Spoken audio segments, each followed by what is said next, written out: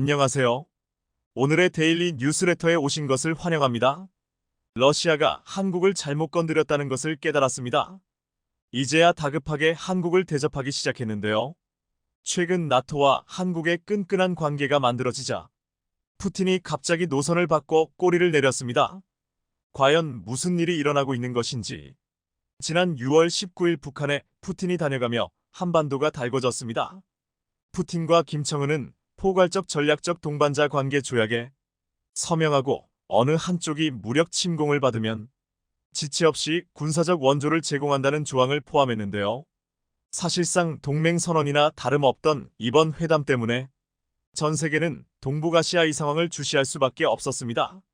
왜냐하면 푸틴이 언론 발표에서 북한과 군사기술 협력을 진전시키겠다고 선언해 사실상 북한의 김정은에게 핵미사일 기술을 선사하겠다는 것을 명시한 것인데요. 우크라이나와 전쟁을 일으킨 걸로는 부족했는지 이젠 동북아시아의 평화를 푸틴이 건드리자 전 세계는 함께 협력해서 대응하기 시작했습니다. 그 가장 좋은 예시가 현재 열리고 있는 나토 회의에 대한민국이 초청국으로 참가하고 있는 것인데요. 나토는 북대서양 주변 국가들만 참여하는 회의였지만 최근 들어 3년 연속으로 한국을 초청한 데 이어 이번 행사에서는 한국을 메인 초청국으로 격상시켜 사실상 러시아를 대항할 동맹으로 선언한 것입니다. 러시아의 북한 기술 지원으로 인해 이제는 더 이상 유럽 또한 북한의 핵에서 안전하지 못하다는 것이 점점 뚜렷해지고 있어 한국의 역할이 매우 커졌는데요. 옌스 스톨텐베르그 나토 사무총장은 한국을 언급하며 이번 나토 회의에서는 우크라이나 침략 전쟁이 논의될 것이고 인도태평양 지역에서 벌어지고 있는 일들에 대해서도 심도 깊은 이야기가 진행될 것으로 예상한다. 이번 회의에도 작년처럼 대한민국이 참여했고 이는 한국이 갖고 있는 아주 특별한 위상을 보여주는 것이다. 한국은 세계 10위권의 국내 총생산 규모를 자랑하는 국제적인 플레이어로 나토 정상회의에 참석하는 것은 당연한 일이다. 라며 한국의 참석을 두 팔 벌려 환영하는 모습을 보였습니다.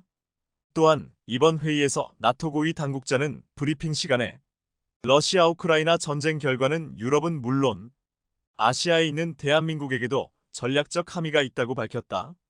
블라디미르 푸틴의 불법적 침공에 맞선 우크라이나의 자기방어 역량을 증진하기 위해 한국이 할 수 있는 어떤 것이든 따뜻하게 환영받을 것이다라며 러시아가 서쪽으로 모든 집중을 쏟아붓고 있을 때 한국이 해줄 수 있는 역할이 매우 많다고 협조를 구했습니다. 또한 회의에 참석한 제임스 프르지스톱 허드슨 연구소 선임연구원도 우리가 현재 보고 있는 것은 국제안보 환경의 동합이다. 과거엔 항상 유럽과 아시아의 안보 환경을 별개의 것으로 생각했지만 푸틴의 우크라이나 침공 결과로 국제안보 환경이 동합되고 있다. 앞으로 한국이 매우 중요한 키플레이어가 되었다 분석했습니다.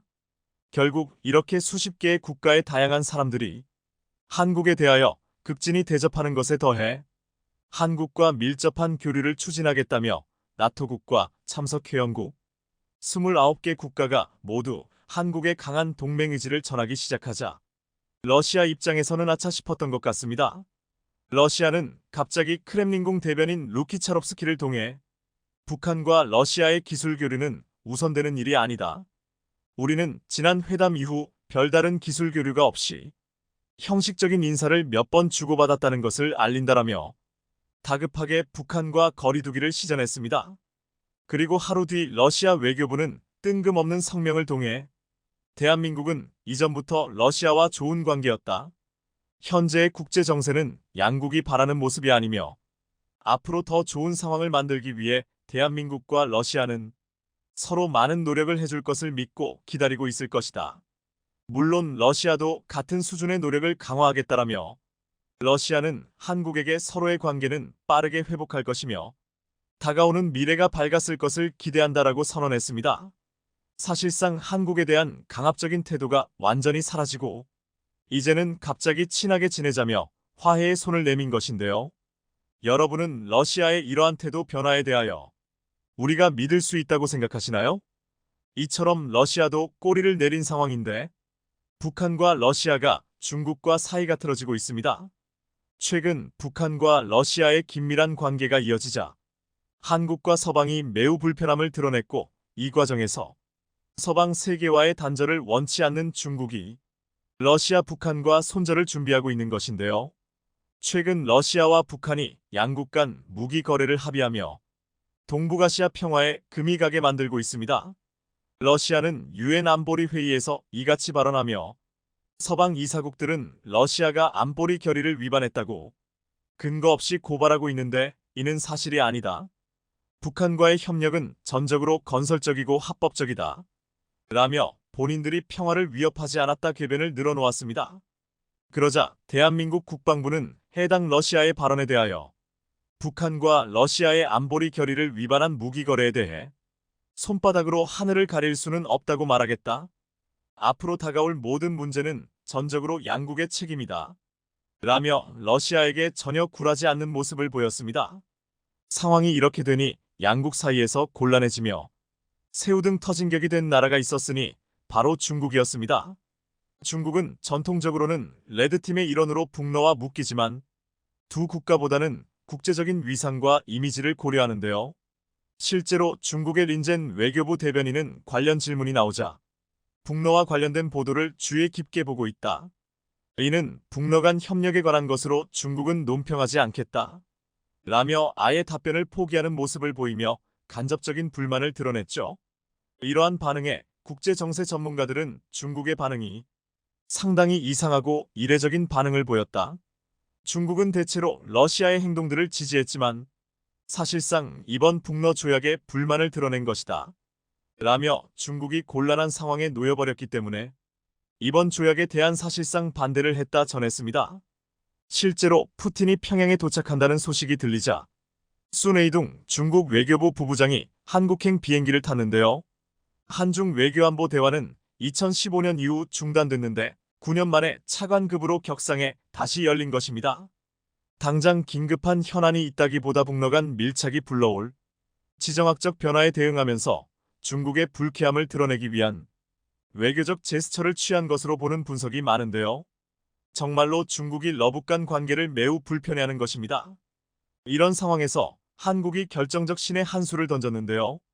한미 양국이 핵 투하 가능한 전략 폭격기 B-52H를 한국에 전격적으로 배치하기로 합의한 것입니다. 무기 탑재량이 70% 개량했고 연료도 40%나 더 담을 수 있어 사실상 핵 배치가 가능한 하늘의 유령이 들어온 것입니다. 결국 북러 간의 관계 개선이 중국의 입장에서는 한국의 어마어마한 전력 증가와 미국의 개입까지 최악의 상황으로 이끌어가고 있는 것입니다. 이에 중국은 다가오는 7월 하순에 북한과 중국 간 양국 정상회담을 열고 여기서 폭탄 발언을 남길 것으로 보이는데요. 중국 신화인민은 보도를 통해 북한과 러시아에 대하여 빠른 대처가 필요하다는 것이 공산당 내부에서 확산되고 있다. 시 주석은 다가오는 7월 하순에 북한의 김정은과 만나 러시아와 관계를 청산하던지 중국과 관계를 청산하던지 양자택일을 북한에게 결정하라고 내밀 것이다. 현재 북러의 과도한 관계성은 동북아시아에서 중국에게 전혀 이로울 것이 없는 상황이다라며 중국이 북한을 협박해 러시아와 동맹을 할 거라면 중국의 도움을 더 이상 받지 말라고 할 것임을 알렸습니다. 북한과 러시아 입장에서는 완전히 폭탄을 맞은 것인데요. 러시아 입장에서는 북한의 무기가 필요한 상황이고 북한은 러시아의 미사일 기술이 필요한 상황이지만 중국은 이들 때문에 발생하는 손해가 더 많다고 보는 것입니다.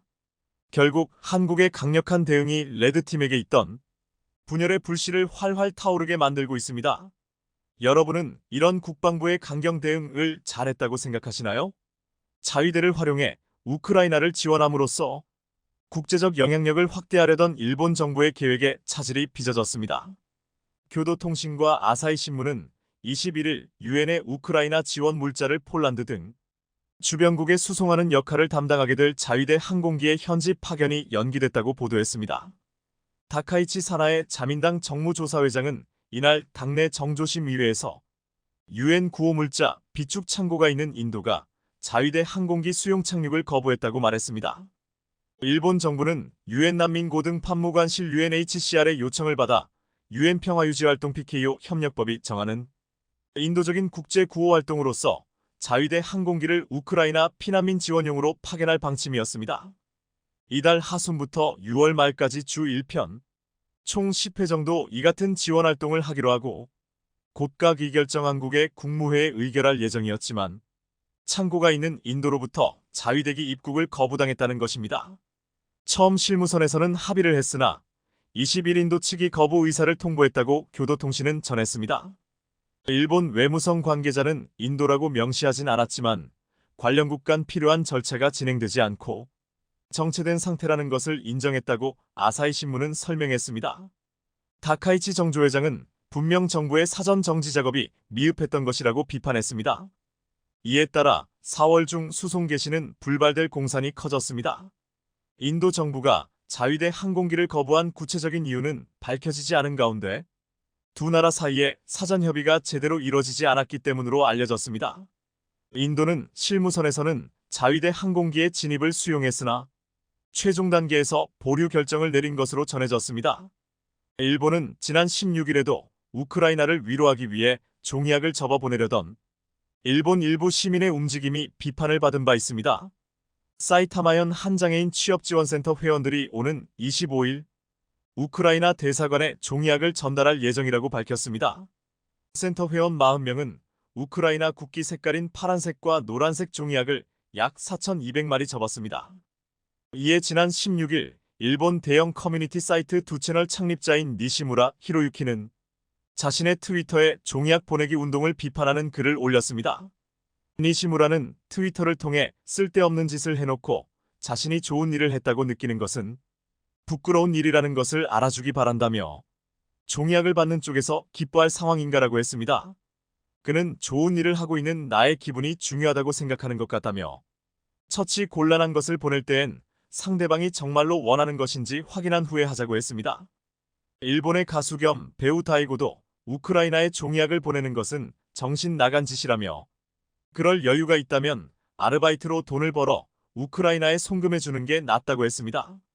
그는 안전한 일본에서 가족이 눈앞에서 살해당하는 우크라이나에 종이학을 전달했을 때 고마워할 사람은 거의 없을 것이라고 밝혔습니다.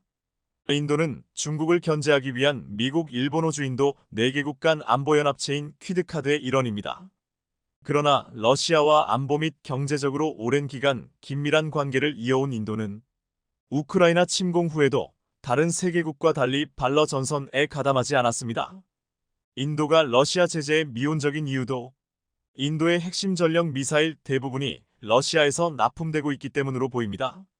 인도는 유엔의 대러시아 비판 결의에 기권했고 경제 제재에도 동참하지 않았습니다.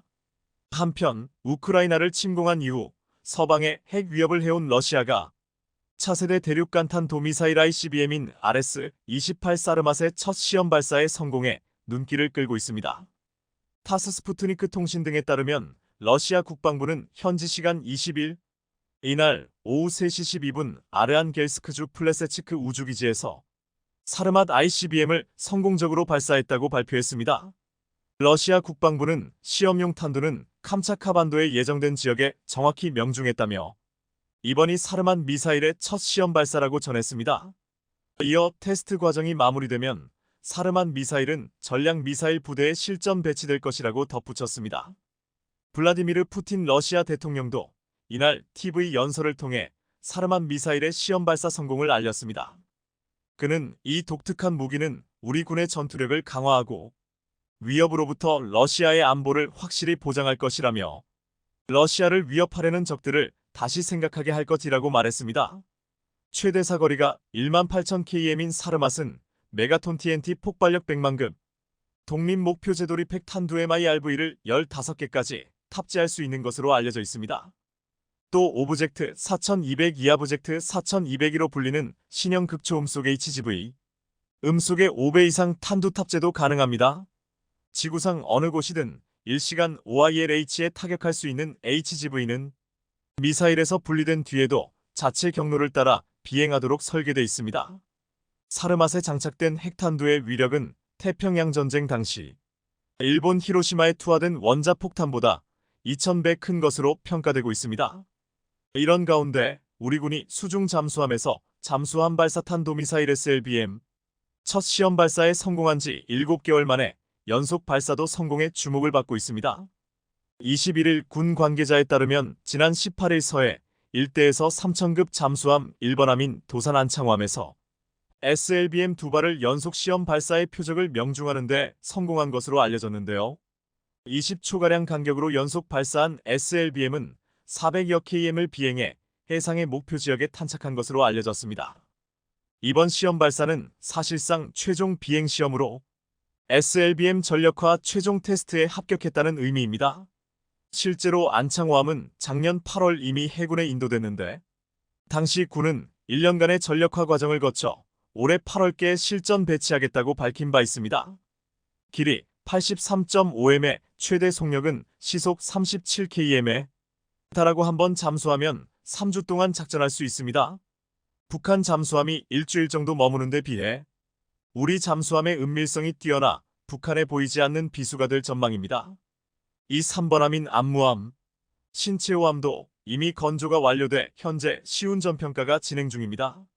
이들 잠수함은 6개의 SLBM 수직 발사관을 갖춘 것으로 알려졌습니다.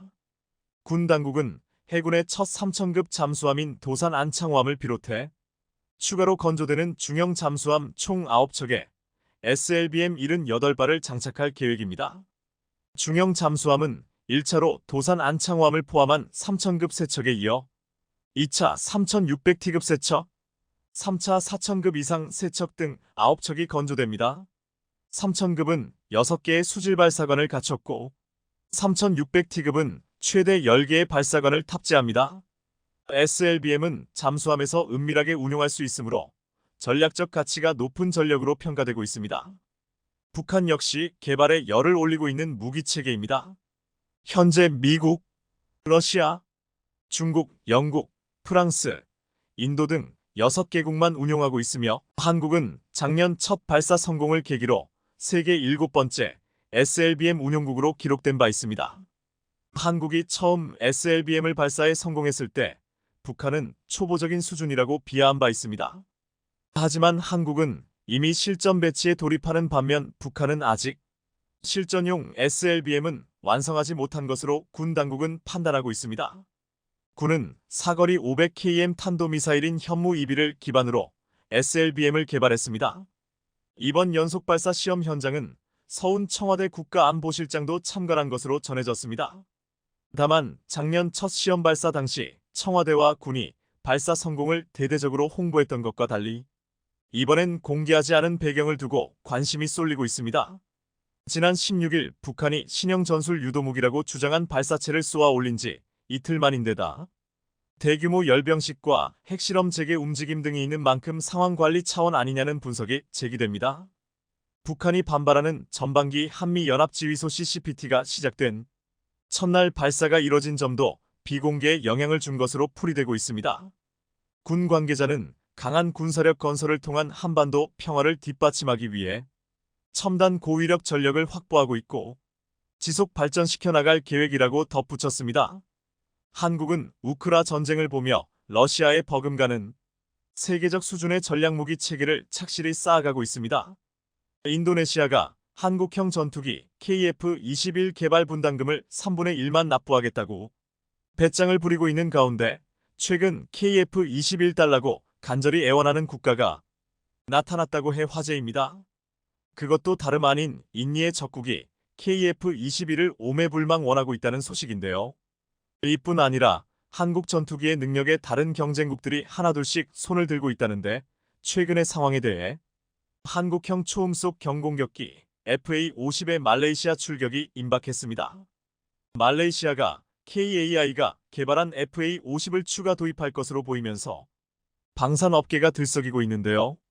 말레이시아는 작년에 KAI의 FA-50 18기를 도입했었는데 이번에 18기를 더 들여올 거라는 의사를 보이면서 추가 구매 의사를 드러낸 겁니다. 지난 8일 말레이시아 국영통신사 베르나마는 말레이시아 왕립공군이 FA-50M 경전투기 18기를 추가로 구매 총 36기를 주문할 거라고 전했습니다. 앞서 KAI는 최근 쿠알라룸푸르에서 열린 아시아 최대 방산 전시회 DSA&NATSEC 2024에 참가했는데 이 자리에서 구체적인 논의가 오간 것으로 보입니다. 실제로 당시 KAI는 말레이시아와의 2차 전투기 배치 협상이 2026년 하반기에 시작돼 2027년 초까지 완료될 것으로 예상된다고 밝혔습니다. 이와 관련해 박상신 KAI 아시아 국제사업개발부 팀장 첫 번째 배치가 순조롭게 진행되고 있고 말레이시아가 계약 이행에 매우 만족하고 있어 추가 도입 가능성이 매우 높다며 RMAF가 첫 번째 배치와 동일한 플랫폼을 원한다면 두 번째 배치는 계속 이어질 것이라고 귀띔했습니다. KAI는 말레이시아와 작년 2월 FA50 18기 도입 본계약에 서명하고 그로부터 3개월 뒤인 5월에 총 9억 2천만 달러, 우리 돈으로 1조 2천억 원 규모의 수출 최종 계약식을 맺었었습니다. 이에 따라 KAI는 내후년 10월에 첫 2대를 인도하고 나머지 16기는 2027년 말까지 인도할 예정으로 보입니다.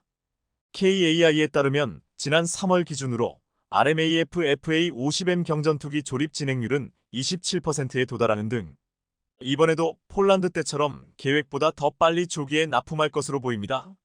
사실 이번에 말레이시아가 도입하려는 FA50M 기종은 우리나라 공군과 태국, 필리핀, 인도네시아 등 영내 다른 국가들이 운용하는 FA50보다 더 발전되고 성능이 뛰어난데요.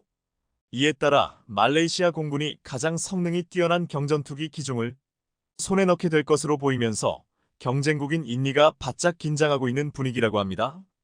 KAI에 따르면 현재 말레이시아 공군과 폴란드 공군만이 최첨단 능동형 전자식 주사 배열 레이더와 다기능 레이더를 장착한 FA50 기종을 선택한 상황입니다.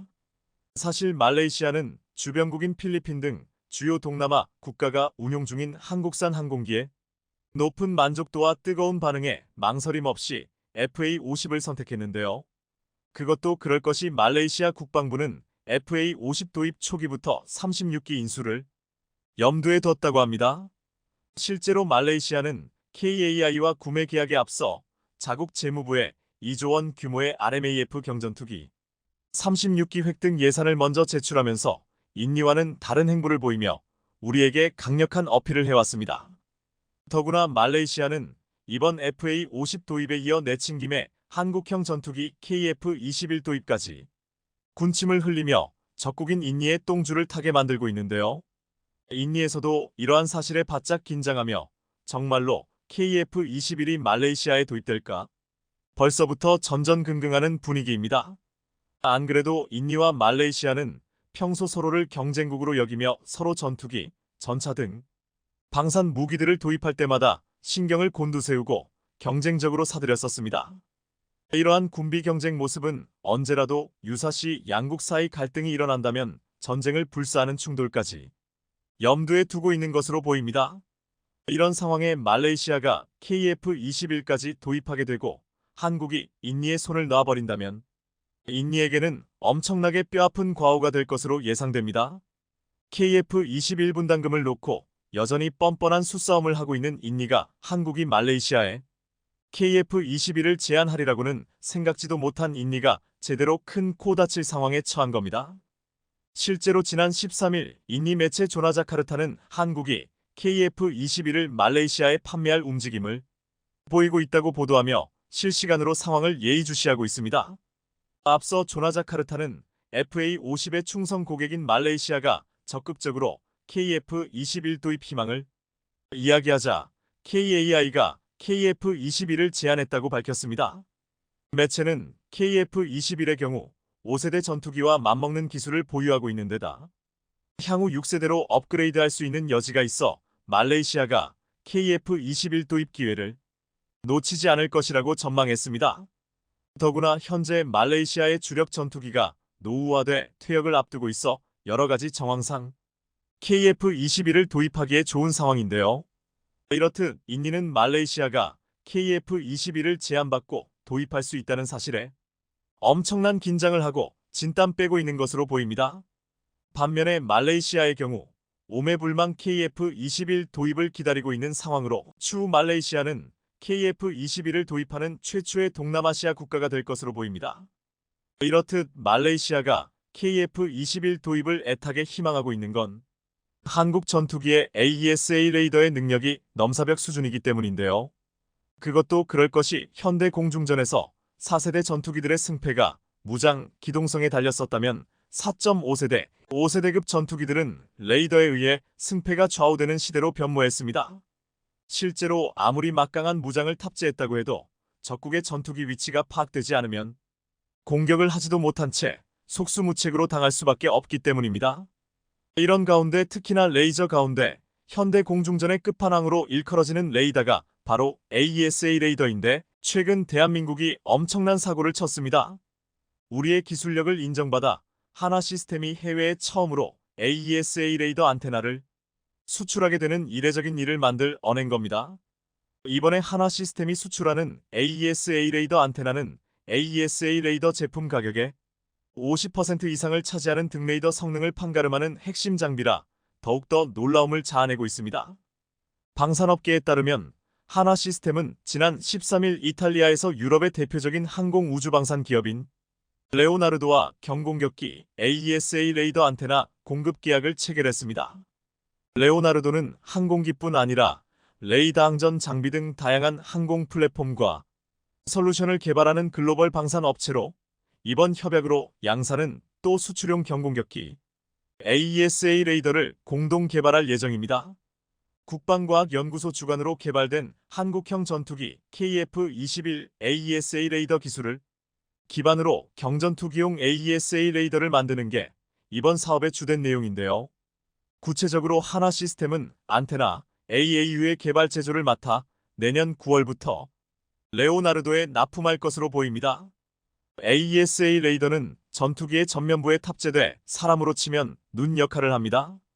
공중과 지상해상 표적에 대한 탐지 및 추적 등 다양한 임무를 동시에 수행할 수 있는 최첨단 레이더입니다. 이 같은 장점을 지닌 항공기용 AESA 레이더의 안테나가 국내 기술로 개발돼 해외로 수출되는 것은 이번이 처음이라 우리 방산업계의 미래가 아주 밝은 상황입니다. 내친 김에 하나시스템은 레오나르도의 공급망인 이탈리아를 포함한 유럽 외에도 아시아 태평양 지역 등으로도 경공격기용 AESA 레이더의 수출이 가능할 것으로 보고 있습니다. 실제로 수십 년 역사의 글로벌 방산업체인 레오나르도가 한국의 AESA 레이더 안테나를 선택했다는 것에서 한국의 레이더 성능이 얼마나 뛰어난지 방증하는 대목인데요. 쉽게 말해 레이더에서 가장 중요한 부품을 한국 방산 기술력에 의지하겠다는 이야기이기 때문입니다. 군사 전문지 제인스에 따르면 작년에 파리 에어쇼에서 레오나르도가 한화의 AESA 레이더의 공동 개발을 제안했던 것으로 알려졌습니다. 사실 이탈리아 입장에서는 M346의 라이벌인 FA50 개발국인 한국과 손잡겠다는 결심이 쉽게 서지 않았겠지만 그만큼 한국의 기술력이 탐이 났던 것으로 보입니다. 그리고 사실상 현재 FA50에 들어가는 국산 AESA 레이더의 개발을 위해 KAI와 일하고 있는 건 LIGNX1입니다. 이번에 한화는 KF-21 탑재 AESA 레이더 개발 경험을 살려 AESA 레이더 안테나 장치와 레오나르도의 신호 처리 및 전원 공급 장치를 결합해 통합 솔루션을 구현할 것으로 보이는데요. 그런데 최근 레오나르도가 M346을 내세워 미국 텍스트론과 함께 미 해군 차기 훈련기 사업에 도전장을 내밀었다는 소식이 전해졌습니다. 지난 18일 미 군사 매체 브레이킹 디펜스는 과거 미 공군 차세대 훈련기 수주전 때처럼 또다시 T-50A, T-7A, M346이 다시 맞붙게 됐다고 보도했는데요. 하지만 지금의 상황은 전과는 다른 완전히 딴판이라 FA50 경쟁자들이 바짝 긴장하고 있는 분위기입니다. 매체에 따르면 레오나르도 경영진들은 전 세계 방산업계에서 FA50의 높은 인기에 M346과 그동안의 경험으로 미 해군 차세대 훈련기 사업에서 승자가 되기를 희망하고 있지만 녹록지 않은 현실을 체감하고 있는 상황입니다. 일단은 미 해군 차기 훈련기 프로그램에 출사표를 던지긴 했지만 FA50과 정면으로 맞붙을 가능성이 커 바짝 긴장하고 있는 중인데요. 반면에 인도 언론 유라시아 타임스는 최근 FA50의 눈부신 활약에 미국 방산 시장 진출을 도전하고 있는 대한민국에 힘을 실어주고 있는 분위기입니다. 사실 인도 테자스로 FA50과 말레이시아 경전투기 수주전으로 맞붙었을 때만 하더라도 한국을 깎아내리기 혈안이 돼 있었지만 넘을 수 없는 격차의 결과에 승복하고는 이제 치켜세우고 있는 중입니다. 실제로 유라시아 타임스는 세계 항공기 시장에서 FA-52 엄청난 주목을 받으며 위협이 되고 있다며 가성비에 초점을 두고 만들어진 FA-52 화력과 성능에서도 무시할 수 없는 위력을 입증하고 있다고 보도했습니다. 그러면서 작년에 필리핀 공군의 FA-50과 미 공군의 F-22 훈련 중 엄청난 일이 벌어졌다며 현존하는 최고 전투기로 불리는 F-22를 격추하며 놀라운 성능을 보여줬었다고 강조했습니다. 이렇듯 한국 항공전력을 향한 전 세계의 관심이 매우 뜨거운 가운데 한국의 능력에 경쟁국들이 하나 둘씩 좌절하고 있는데요. 이제 대한민국 방사는 본격적으로 날아오를 일만 남은 것 같습니다. 삼성을 비롯한 한국 반도체 기업들의 겨울이 끝났다. 삼성전자 반도체가 1년 만에 적자 탈출을 눈앞에 두고 있다. 외신들이 전하는 현재 삼성전자의 위치입니다. 최근 한 개월 내 발표된 증권사 실적 컨센서스를 집계한 결과 삼성전자의 올해 1분기 연결 기준 영업이익 추정치는 4조 9,272억 원이었습니다. 이는 지난해 같은 기간에 6,402억 원 대비 8배 가까이 669.6% 늘고 직전 분기에 2조 8,257억 원과 비교해도 74.4% 증가한 수준입니다. 전 세계적인 AI 열풍에 한국의 메모리 수출이 살아나면서 삼성전자와 SK하이닉스의 1분기 실적을 끌어올릴 수 있다는 전망이 제기되고 있습니다. 한국 반도체의 봄을 이끈 효자는 반도체에 탑재되는 고대역폭 메모리, 즉 HBM의 수요가 폭발적으로 증가하면서 D램 시장 회복세를 견인했기 때문이었습니다. 지난달 한국의 낸드 플래시 수출은 기록적 수준으로 반등해 전년 동기 대비 82%, 전기 대비 3% 늘어난 약 1조 2천억 원으로 집계됐습니다. 따라서 작년에 큰 적자로 위기를 맞았던 삼성전자는 올해 모두 회복할 것으로 보이며 삼성은 최근 반도체뿐 아니라 가전에서도 순항 중이라 더욱 더 반등이 예상된다는 게 업계의 대체적인 전망입니다. 게다가 삼성전자는 최근 주주총회에서 엔비디아를 넘어설 비밀병기까지 공개하며 세계를 또 한번 놀라게 했는데요. 대체 삼성이 공개한 비밀병기는 무엇인지, 왜 글로벌 반도체 시장은 이것을 주목하는지, 삼성전자 세탁기와 건조기가 미국과 영국 매체들로부터 최고의 제품이라는 평가를 받고 있습니다. 미국 CBS는 전문가들의 평가와 테스트를 통해 삼성전자 비스포크 드럼 세탁기를 2024년 최고의 세탁기로 선정했는데요. CBS는 삼성의 드럼 세탁기를 두고 AI 기반 기능으로 똑똑하고 효율적이라고 소개했습니다. 또한 CBS는 삼성의 건조기 역시 최고의 제품으로 선정했습니다. 삼성의 건조기는 8개 분야별로 선정한 최고의 건조기 중 3개 분야에 채택돼 가장 많은 우수 평가를 받았습니다. 미국 라이프스타일 전문 매체 굿하우스키핑 역시 세탁 성능과 에너지 사용량 등을 종합적으로 고려할 때 삼성 비스포크 드럼 세탁기를 최고의 스마트 세탁기로 꼽았습니다. 영국에서도 찬사는 이어졌습니다. 영국 제품 리뷰 전문 매체인 엑스퍼트 리뷰는 최고의 건조기 3총 중 하나로 삼성 시리즈 6 건조기를 선정했는데요.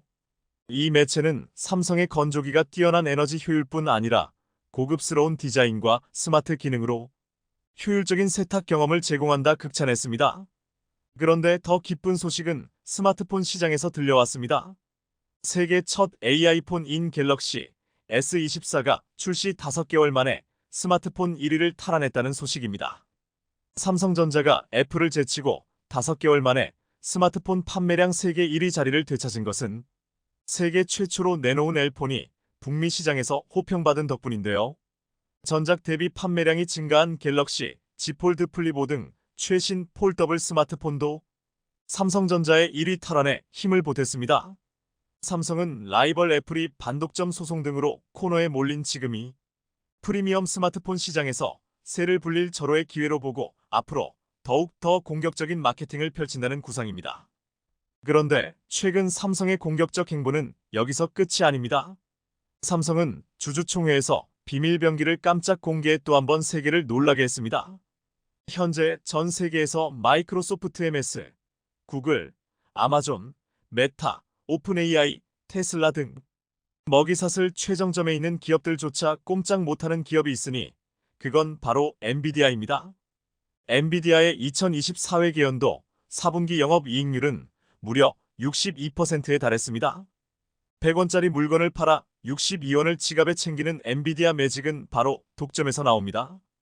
엔비디아가 판매하는 AI 가속기에 4만 5만 달러의 가격표가 붙어도 마이크로소프트 MS, 구글, 아마존, 메타, 오픈 AI, 테슬라 등은 엔비디아가 폭리를 취하고 있다고 수군거리면서도 결국 엔비디아 제품을 사야 하며 조용히 엔비디아 대체를 준비할 뿐입니다. 하지만 삼성전자는 뒤에서 수군거리고만 있지 않고 이 틈을 파고들었습니다.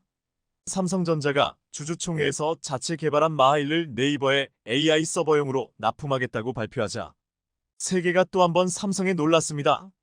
삼성이 네이버에 제공할 물량은 15만 20만 개로 금액으로 치면 1조 원 수준이라는 것이 알려진 것입니다. 네이버는 대화형 챗봇과 AI로 식당 추천 서비스 등을 효과적으로 구현하는 과정에 마하일을 활용할 계획인데요. AI 개발 과정은 대규모 데이터를 습득해 모델을 구축하는 학습과 모델을 서비스에 적용하는 추론으로 나뉩니다. 대다수 빅테크는 GPU에 고대역 폭메모리 HBM을 붙인 엔비디아의 AI 가속기를 학습, 추론 구분 없이 활용하고 있습니다. 엔비디아 외에는 대안이 없기 때문입니다. 지난해 엔비디아 서버 매출의 40%, 약 25조 원이 이 추론 분야에서 나왔으니 지금 전 세계에서 얼마나 갑인지를 알 수 있습니다. 그런데 최근 추론 영역에는 GPU 기반이 아니라 맞춤형 AI 가속기가 더 어울린다는 목소리가 커지고 있습니다. 학습에는 병렬 연산에 특화한 GPU 기반 AI 가속기가 적합하지만 차별화된 AI 서비스를 하는데 필요한 추론에는 비싼 데다 전력도 많이 쓰는 엔비디아 제품을 굳이 넣을 필요가 없다는 이유에서입니다. 최근 MS, 아마존, 메타 등이 신경망 처리 장치 등을 활용한 추론용 AI 가속기 개발에 나선 이유가 바로 여기에 있습니다. 삼성과 네이버의 동맹 역시 엔비디아의 독주를 막으면서 AI 가속기 시장을 뚫어야 하는 명제 앞에 이해관계가 맞아떨어진 결과였습니다. 네이버는 지난해 10월 지도를 기반으로 식당 등을 추천하는 네이버 플레이스 서비스용 추론 서버를 엔비디아 GPU 기반에서 인텔 중앙처리장치 CPU 기반으로 전환했습니다. 그리고 삼성과 네이버 동맹은 공동 개발을 통해 AI 가속기의 맞춤형 기능을 강화하는 동시에 가격을 엔비디아 제품의 10분의 1 수준으로 낮추는 데 성공했습니다. 경계현 삼성전자 디바이스 솔루션 DS 부문장 사장은 지난 20일 주주총회에서 삼성이 만든 마하일은 데이터 병목 현상을 8분의 1로 줄이고 전력 효율을 8배 높인 제품이라고 설명했는데요. 그리고 나서 곧바로 MS, 아마존 등 빅테크를 대상으로 영업을 시작했습니다. 이 기업들이 AI 가속기 자체 개발에 나섰지만 성능과 비용 면에서 마하일을 함께 쓰는 게 유리할 수 있기 때문입니다. 몇몇 빅테크는 벌써부터 큰 관심을 보인 것으로 알려졌습니다. 시장 조사업체 옴디아에 따르면 지난해 60억 달러이던 추론용 AI 가속기 시장 규모는 2030년 1,430억 달러로 확대될 전망입니다. 따라서 AI 가속기 칩 개발 역량을 꾸준히 확보할 방침입니다. 그럼 삼성은 AI 추론 칩 마하일을 어떻게 만드는 것일까요? 첫째, 삼성전자는 마하일에서 데이터를 경량화하겠다는 콘셉트를 잡았습니다. 똑같은 데이터라도 기존보다 군사를 빼거나 형태를 가볍게 한다는 이야기입니다. AI의 시대라는 것은 한마디로 이야기하면 데이터 전쟁을 뜻합니다. AI는 수많은 데이터를 입력해 훈련을 한 다음 그 결과를 토대로 마치 사람처럼 추론하는 과정으로 진행되기 때문이죠.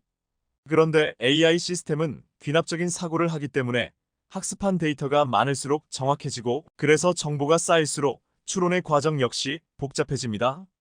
거대 언어 모델의 LLM AI용 데이터 센터가 수많은 GPU나 CPU, AI용 연산 장치를 설치해 놓는 이유이기도 합니다. 그런데 문제는 데이터 병목 현상과 전력 문제입니다. 데이터 병목 현상을 해소하기 위해 개발한 게 바로 고대역폭 메모리 HBM이었습니다. 엔비디아의 HBM인 H100은 부르는 게 값이라 최소 가격이 3,300만 원입니다. 악소리가 나올 정도로 비쌉니다. H100 속에 들어가는 HBM의 가격은 범용 디램 가격의 67배입니다. 어마어마한 설비 투자에 매달 폭탄 맞듯이 나오는 전기요금의 유지비까지 AI 한번 하려는데 너무 많은 돈이 나가서 클라우드 서비스 업체 경영진의 고민이 이만저만이 아닙니다. 그런데 전력 문제는 이보다 더 심각합니다. AI 데이터 센터 하나를 돌리려면 원자력 발전소 하나가 필요할 정도라는 농담이 나올 정도로 AI 데이터 센터는 전력 소모가 많습니다. 이걸 해결하기 위해 경량화라는 말이 나온 것인데요. 소프트웨어가 잘 동작할 수 있도록 칩 구조를 아주 영특하게 바꿔서 전력을 줄여보자는 얘기입니다. 이를 해결하기 위해 삼성전자는 데이터를 어떻게 압축해서 경량화할 것인가에 초점을 둔 알고리즘을 개발하고 있습니다. 삼성의 마일에는 프루닝 알고리즘이 심어져 있는데요. 프룬을 영어 사전에서 찾아보면 가지치기라는 뜻을 가지고 있습니다. 나뭇가지에서 불필요한 부분을 다듬는다는 뜻이죠. 마1에서는 데이터를 가지치기 한다는 뜻입니다. 즉 메모리 안에서 극심한 교통체증을 해결하기 위해 가지치기를 해서 굳이 이 연산에 필요하지 않겠다 싶은 것들은 빼고 전달을 한다는 것입니다. 그럼 뭘 솎아낸다는 걸까요? AI 메모리 안에는 어떤 입력값을 원하는 출력값으로 만들기 위해서 가공을 하는 매개 변수, 이른바 파라미터 퍼레머터라는 게 저장되어 있습니다. 그런데 AI의 발전으로 파라미터의 수는 날이 갈수록 늘고 있습니다. 메모리에서 GPU로 이동하는 터널이 맨날 이 파라미터 때문에 막히고 열이 난다고 해도 과언이 아닙니다. 그래서 메모리 안에서는 극심한 교통체증을 해결하기 위해 가지치기를 해야만 합니다. 이 파라미터는 꾸러미 형태로 저장되어 있는 게 특징입니다. 파라미터 꾸러미 전체를 GPU로 냅다 던지는 게 아니고 꾸러미 속에서 굳이 이 연산에 필요하지 않겠다 싶은 것들은 빼고 전달을 한다는 거죠. 삼성전자와 마하이를 함께 개발 중인 네이버 반도체 개발팀은 프루닝의 문제를 해결하기 위해 한 발 더 나갔습니다. 이른바 암호화 알고리즘 엔크립션으로 정보를 변환하는 아이디어를 얻었고 아주 효율적인 AI 연산이 가능하게 만든 것입니다. 삼성전자는 SSD, 고속이동 통신에서 정보 오류를 잡을 때 활용하는 에러 수정 코드 ECC의 암복호화 원리를 응용해 AI 칩 알고리즘을 짜고 있는 것으로 알려져 있는데요. 삼성과 네이버 동맹이 엔비디아의 독주를 막기 위해 내놓은 비밀병기 마하1. 이것이 얼마나 많은 빅테크 기업에 팔리는가. 스마트폰과 가전에 이어 전 세계가 지금 삼성을 주목하고 있는 또 하나의 이유입니다. 시청해주셔서 감사합니다.